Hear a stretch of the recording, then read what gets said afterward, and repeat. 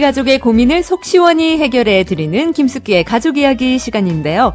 나오미 가족문화연구원 김숙기 원장과 함께합니다. 안녕하세요. 네, 안녕하세요. 김숙기입니다. 네, 반갑습니다. 원장님, 서울은 많이 추우시죠? 네, 굉장히 정말 제가 살면서 이렇게 네.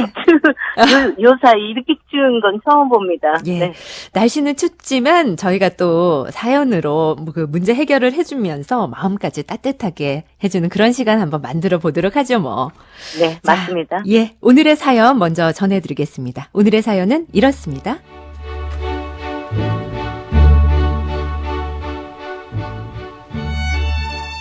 아들이 올해 초등학교 들어갑니다. 저는 회사를 그만두고 지금 1년째 육아에만 매달리고 있고요. 그런데 남편의 월급이 많지 않다 보니 경제적으로 많이 힘든 상황입니다.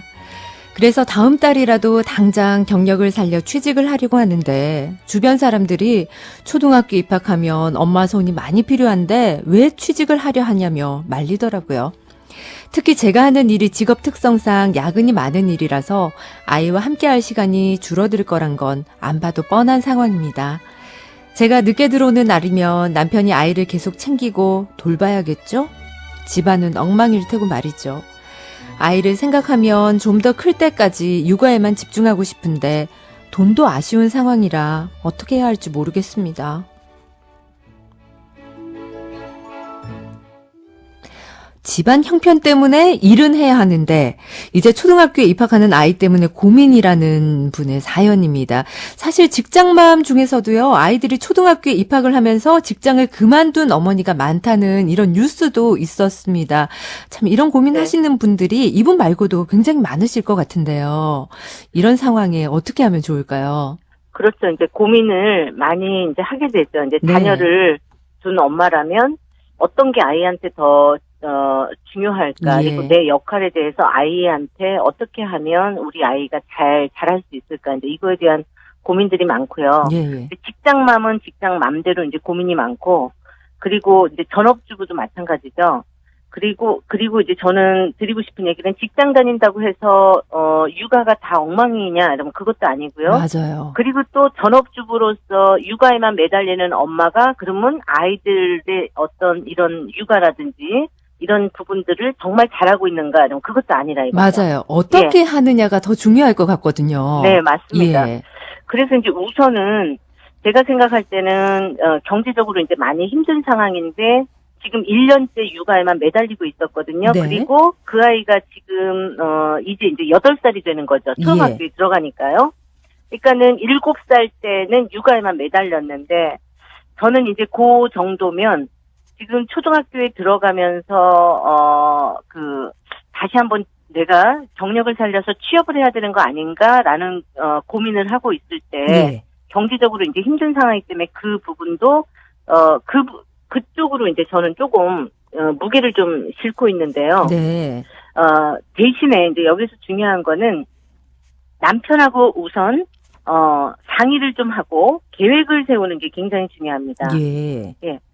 늦게 들어오는 날이 있을 때 남편이 어디까지 챙기고 돌봐줄 수 있는지, 몇 시까지 올 수 있는지 그런 부분을 남편하고 우선 상의를 좀 해야 되고, 네네. 그리고 지금 경제적인 상황이 이런데 어떻게 하면 좋겠냐. 나도 열심히 같이 경제적으로 바깥에서 뛰게 되면 당신하고 나하고 이 역할 분담에 대해서 어떻게 할 건지 우리 이야기를 해보자라고 남편하고 먼저 좀 상의를 하고 네. 계획을 세우고, 두 번째는 역할 분담에 대한 리스트를 작성을 하셔야 돼요. 아, 예. 그냥 말로만 끝나는 게 아니고 역할을 어떻게 할 건지, 그리고 집에 와서 아이의 숙제를 남편이 몇 시부터 몇 시까지 돌봐줄 수 있는지, 무슨 요일 날은 또 몇 시까지 올 수 있는지 이런 걸 좀 구체적으로 이 작성을 좀 하시는 게 굉장히 네네. 중요해요. 이유는 뭐냐면 요거를 나중에 체크리스트를 만들면 좋습니다. 예. 제대로 요거를 실행을 했는가 안 했는가. 그래서 이제 그런 부분들을 좀 해야 되기 때문에 이제 그게 좀 중요하다고 이제 저는 보는 거죠. 네. 그리고 또 네. 아이에게도 엄마가 이제 일을 하게 됐는데 어떤 설명을 좀 해주면 좋지 않을까 싶은데요. 네. 어떤가요? 그 얘기를 제가 지금 이제 하려고 했는데 예, 잘 예. 짚어주셨어요. 네. 그러면 이제 아이는 1년 동안 엄마가 집에만 있으면서 본인한테만 이제 매달렸단 말이에요. 네. 아이 입장에서 어느 날 갑자기 엄마가 직장을 다니시고 밤에도 또 늦게 오고. 네.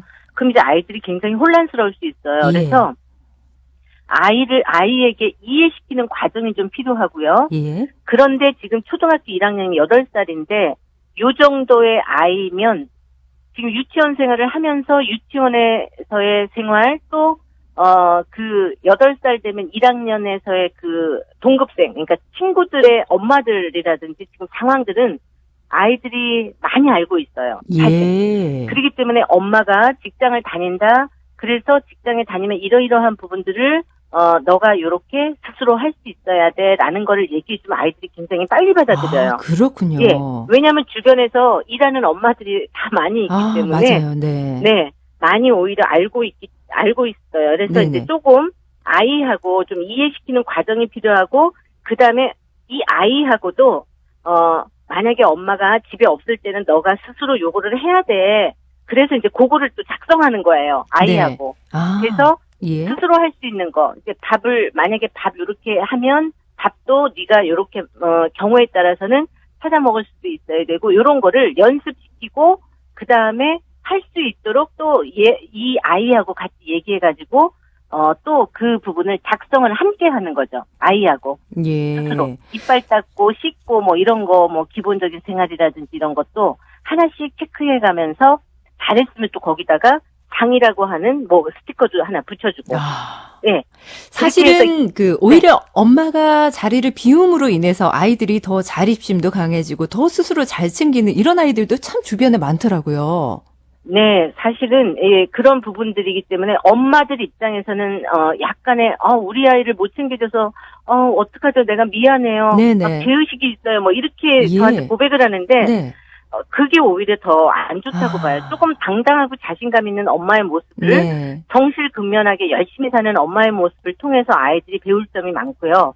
그렇기 때문에 그 부분에 대해서는 조금 당당하게 대응을 하시면 좋을 것 같아요.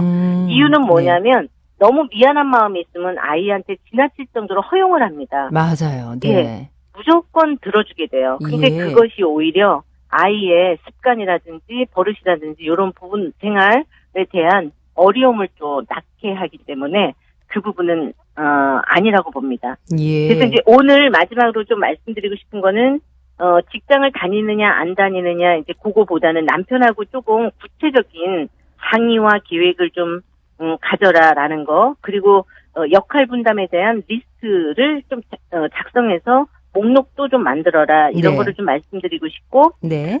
그리고 우리가 이제 방향성, 목적 이런 부분하고 그다음에 태도, 계획, 실천 후에는 이 부분에 대해서 다시 재평가를 해가지고 네. 다시 이제 이렇게 선순환이 될 수 있도록 그러한 과정들이 더 중요하다라는 말씀을 좀 드리고 싶습니다. 네. 그러니까 뭐 엄마가 직장을 다녀서 우리 아이에게 뭐 엄마의 손이 덜 가서 어떡하는 이런 걱정은 사실은 안 하셔도 될 것 같아요. 충분히 준비를 하면 될 것 같거든요. 네, 맞습니다. 예. 저도 그렇게 생각을 하고요. 네. 네. 원장님도 혹시 육아를 하실 때 일을 하시는 어머니 아니셨나요? 그렇죠. 저는 큰아이, 둘째아이 전부 다 네. 100일 때 그리고 이제 돌 무렵부터 이제 다 일을 했기 때문에 네. 이러한 과정들이 있어요. 그런데 이 부분에 대해서 물론 미안한 마음도 좀 있지만 그것보다는 준비하는 거, 계획하는 거, 아이하고 충분히 대화하면서 스스로 할 수 있도록 도와주는 거. 네. 그리고 잘했다고 또 박수도 쳐주고 아까 스티커 같은 거를 좀 이용해서 네. 상도 좀 주고 뭐 선물도 이렇게 좀 하면서 익숙해지도록 이렇게 하는 게 중요합니다. 그리고 예. 남편하고 협조가 또 가장 중요하고요. 예. 오늘 사연 주신 분이 원장님 말씀 듣고 굉장히 희망이 생기고 용기를 얻었을 것 같아요. 오늘 말씀 잘 들었습니다. 감사드립니다. 네, 고맙습니다. 지금까지 나오미 가족문화연구원 김숙기 원장과 함께했습니다.